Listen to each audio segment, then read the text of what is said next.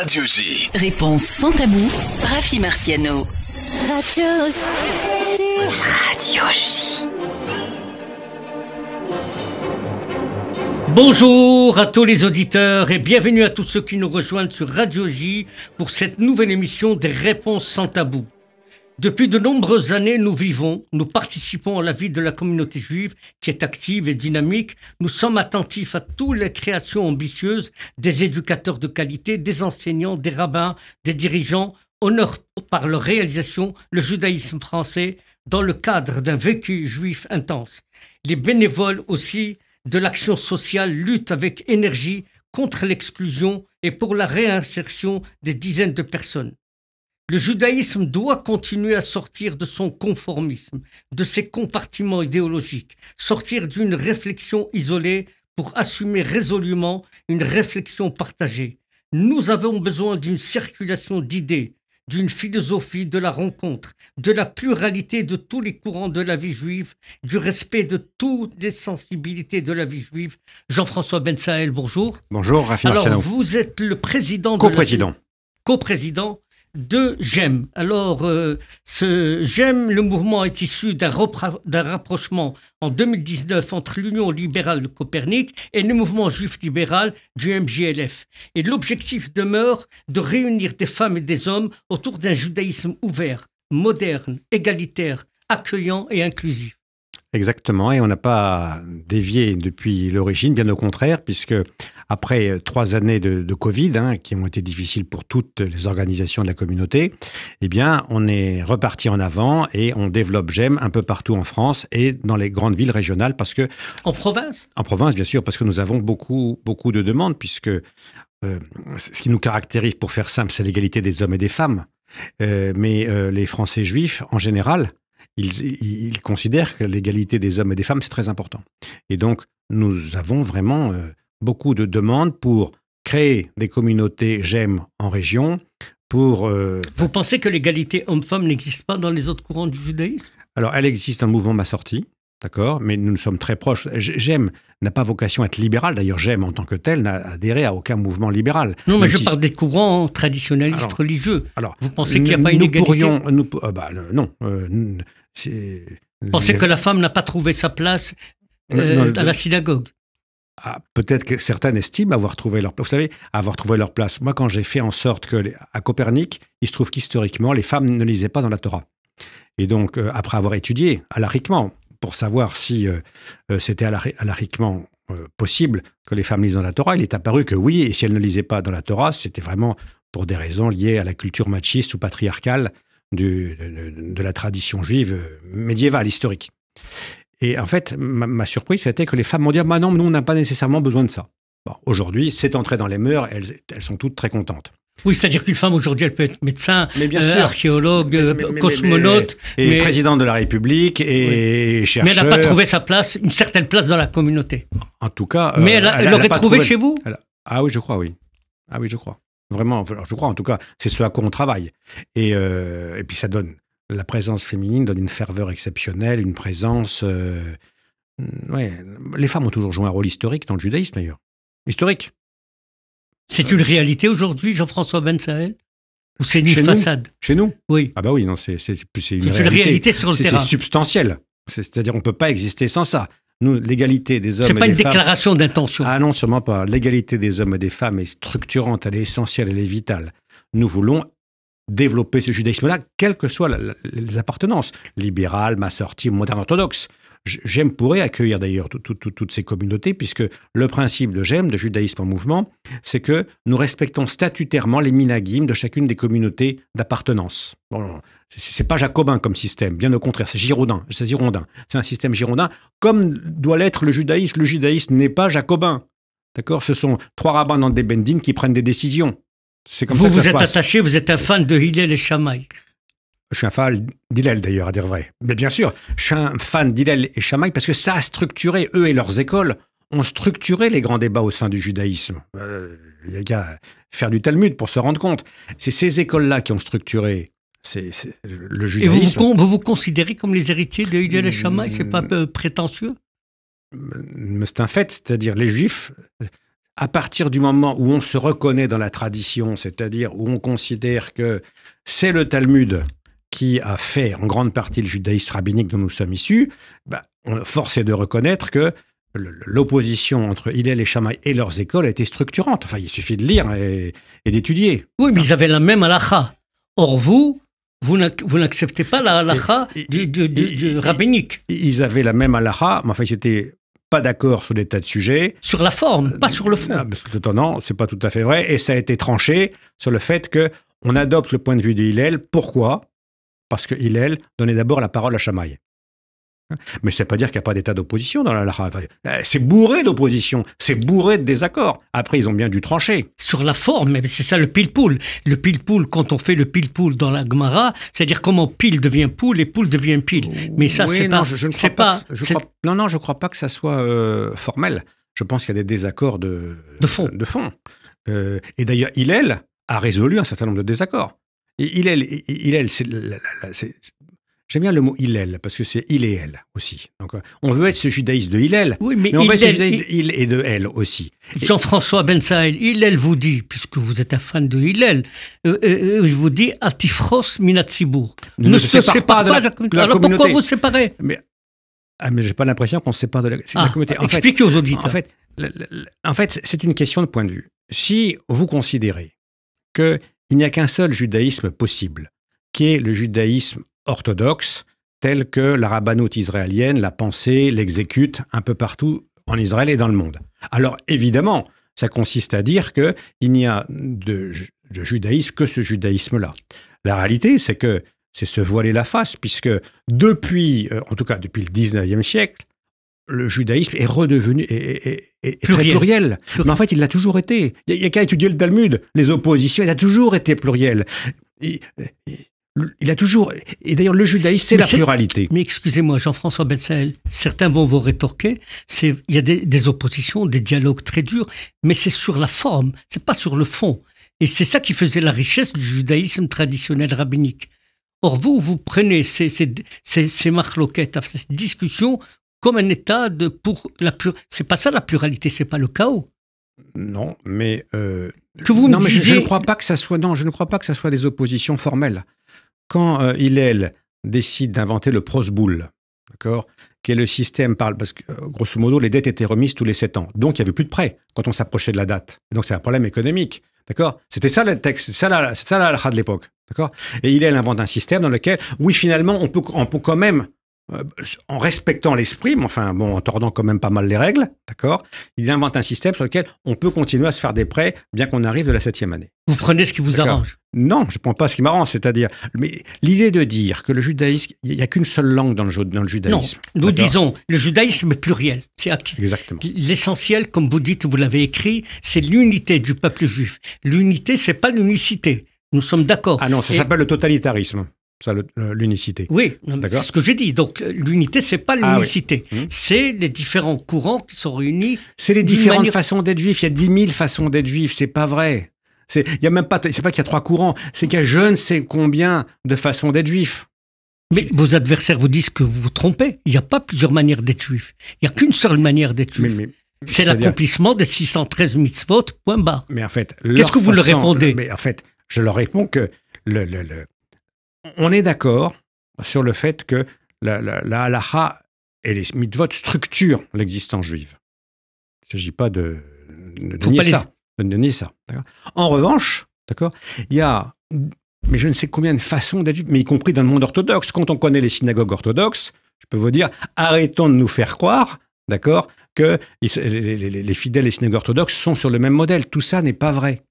Et d'ailleurs, en fait, c'est la logique totalitaire. Je suis désolé, penser comme ça, c'est faire croire que nous sommes tous des copies uniformes les uns des autres et que la diversité n'a pas lieu d'être. Ce n'est pas vrai. Et c'est dangereux.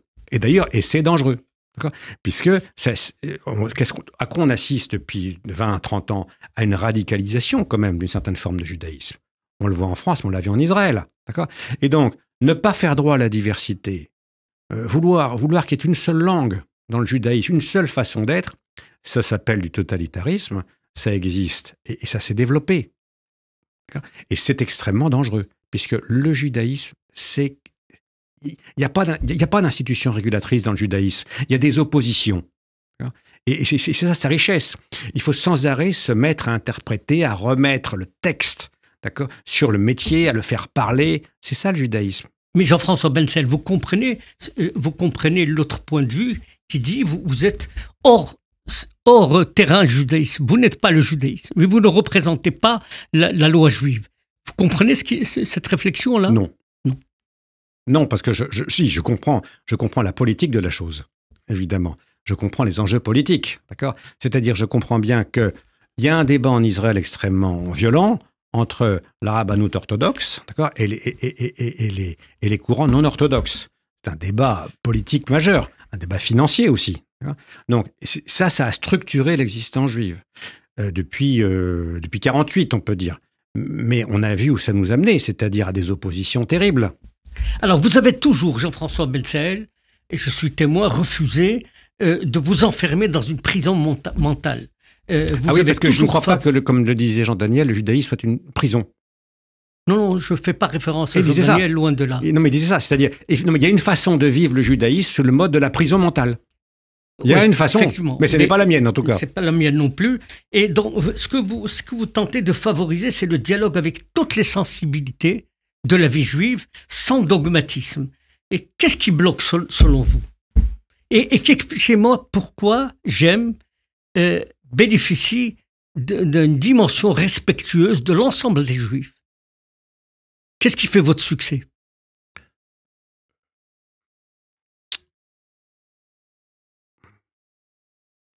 L'égalité des hommes et des femmes, quand même.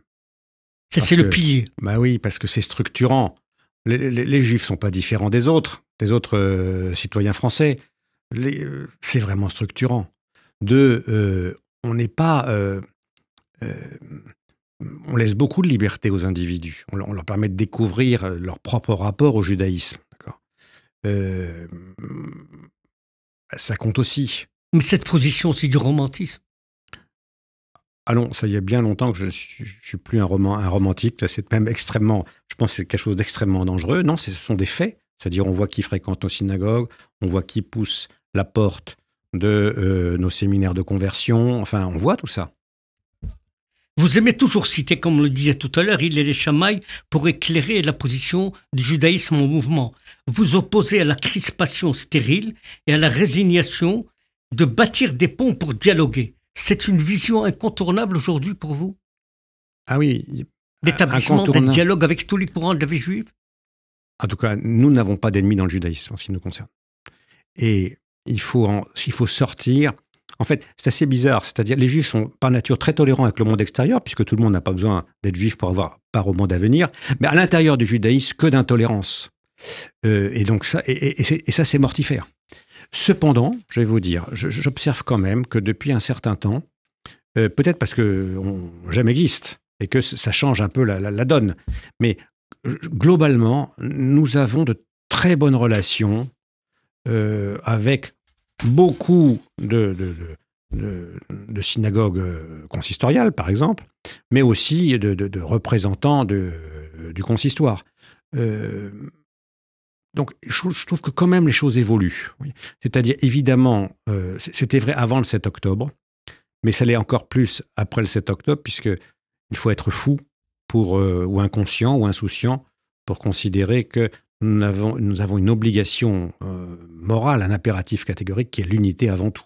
Justement, Jean-François Bensel, depuis ce funeste 7 octobre, comment la communauté libérale et le mouvement JEM de France avez-vous réagi? On a fait passer le moment d'effondrement, où on a annulé pendant plusieurs semaines, parce qu'on fait plein d'activités dans nos synagogues. On a à peu près tout annulé. On n'était pas capable d'articuler des propos, de sortir de l'effroi et de la terreur mentale et affective, parce que certains d'entre nous avaient de la famille dans ces kibboutz, qui ont été exécutés. Passé ce moment-là, on a fait voyage en Israël, on s'est mobilisé pour aider, pour accompagner, dans la mesure de nos moyens. On a fait un partenariat avec une association qu'on aime beaucoup qui s'appelle La Tête. On a organisé des campagnes de dons. Et on a fait J'aime Israël, c'est-à-dire on fait venir... J'aime a toujours été exemplaire sur le plan social. Exemplaire, je ne sais pas, mais c'est très important, l'accompagnement social. En France et en Israël. Oui, oui. C'est pour ça qu'on est très proche vraiment de la tête. Gilles Darmon, qui fait un travail exceptionnel en Israël, qui est, je crois, la première ou l'une des premières ONG qui lutte contre la pauvreté en Israël. Il faut vraiment l'aider, l'accompagner. Là, en ce moment où les gens sont déplacés, du sud et du nord, comment ils vivent, comment on les aide, comment on les accompagne. L'État ne pourvoit pas à tous leurs besoins. Et donc, on s'est vraiment mobilisé, la communauté s'est vraiment mobilisée. Alors, vous êtes... vous avez toujours porté avec vous l'idée du dialogue judéo-chrétien. Ah oui, c'est très important. C'est-à-dire, tout le monde sait que vous êtes un ardent militant du dialogue, mais je voudrais vous poser une question. Qu'est-ce qui unit les Juifs aujourd'hui et les chrétiens? Qu'est-ce qui les sépare? Et est-ce qu'il les sépare? Les oppose-t-il? Alors, aujourd'hui, les chrétiens ont fait un énorme voyage. En tout cas, les catholiques et les protestants aussi, mais les catholiques depuis Vatican II, depuis 1965, ont fait un énorme voyage pour considérer qu'ils avaient une relation de fraternité, et ça c'est vraiment sincère, avec le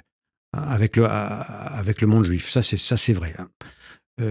Ils comprennent que, pour une grande partie d'entre eux, je pense que c'est vraiment la majorité, on ne peut plus être chrétien sans avoir médité la Bible, sans connaître la Torah, sans connaître même le Talmud. Certains parlent l'hébreu.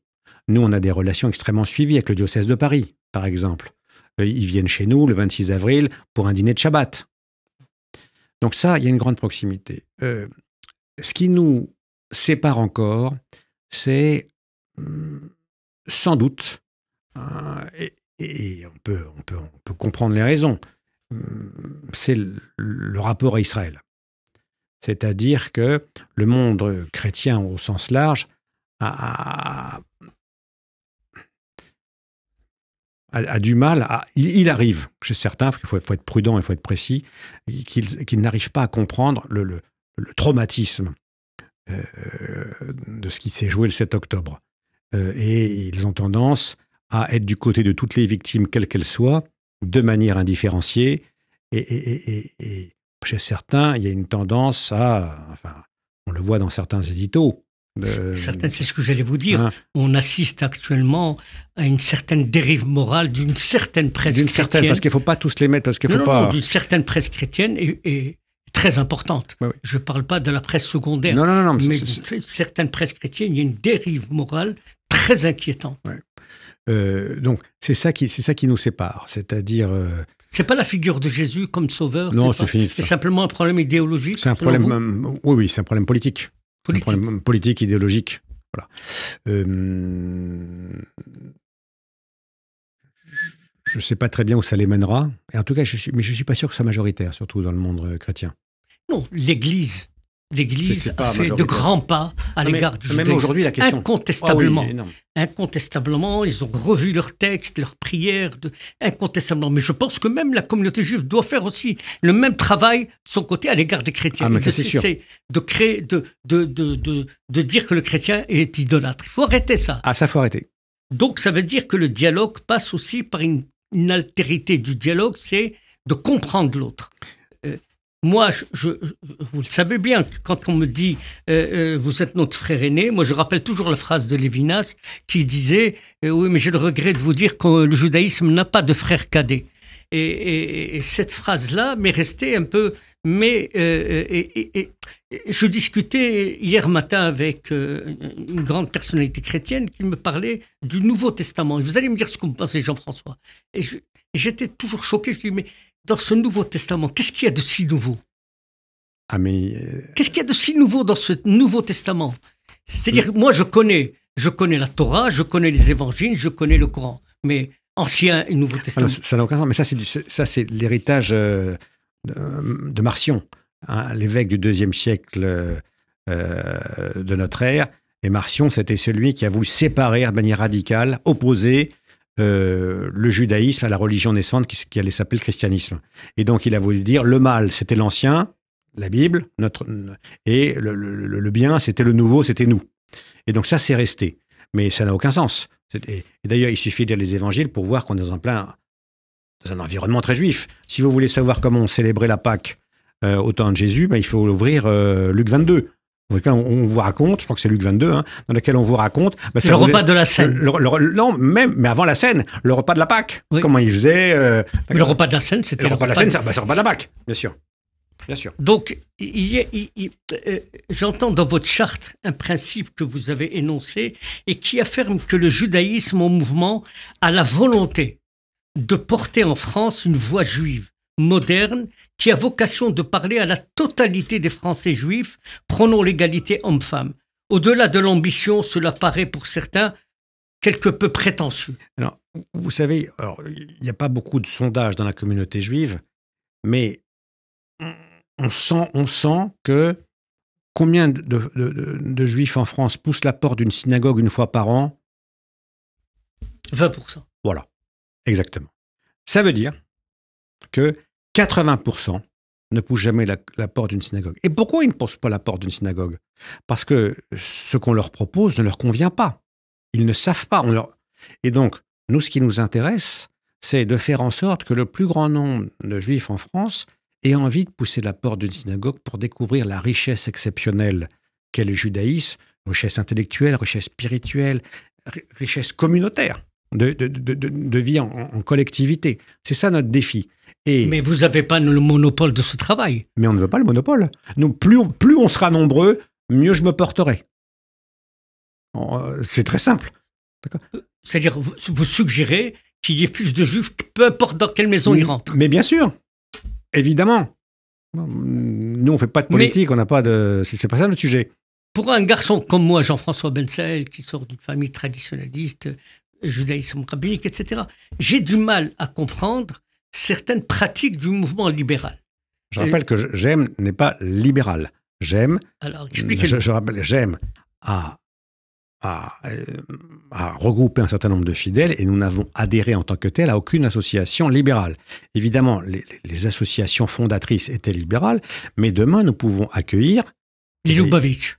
Non. Enfin, s'ils acceptent l'égalité homme-femme dans le culte, oui. Mais les Lubavitch disent que c'est vous qui ne respectez pas l'égalité homme-femme. Bon, ils ont le sens de la polémique inutile, je pense. Non, parce que c'est pas parce que je mélange les hommes et les femmes que j'ai plus de respect pour une femme. C'est pas la question de mélanger, la question c'est de leur capacité à avoir accès à la Torah. Alors un dernier mot pour la communauté à la veille de Pessah, de la part du président de GEM, du coprésident de GEM, à tous les juifs. Ah oui. Ressourcez-vous dans ces textes exceptionnels. Méditez la Haggadah. Méditez ce grand moment où nous sortons de l'esclavage et où nous assumons cet honneur qu'est le judaïsme, parce que être juif, c'est un honneur. Et c'est ça, ce grand moment-là. C'est-à-dire, sortons de cet état de minorité, d'esclavage, et libérons-nous de nos peurs. Et on a besoin de nous libérer de nos peurs en nous sentant tous unis et solidaires. C'est ça dont nous avons besoin aujourd'hui. Merci Jean-François Bensaïl, coprésident de GEM, d'avoir accepté notre invitation. En tout cas, Pessah Kasher Vesameach et à très bientôt. Pessah Kasher Vesameach. Merci Rafi Marciano.